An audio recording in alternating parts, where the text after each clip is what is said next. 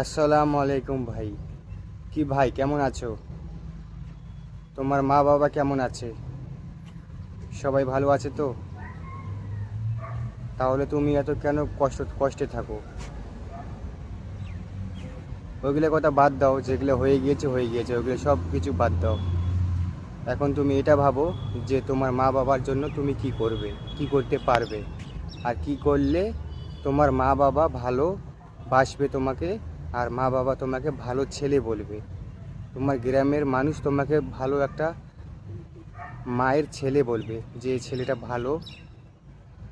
তো মা বাবার ভালো করার চেষ্টা করো। আর যেটা তোমার লাইফে ঘটে গিয়েছে, প্রেম ভালোবাসায় ধোঁকা খেয়েছো, ওইগুলো সবার লাইফে আসে। কারো লাইফে সফলতা পায়, কেউ পায় না। তাই ওইগুলো ভুলে গিয়ে নিজের কেরিয়ারকে বানাও, নিজের ফ্যামিলির জন্য বাঁচো। এগুলো প্রেম ভালোবাসা বাদ দাও, এগুলো সব ধোঁকা।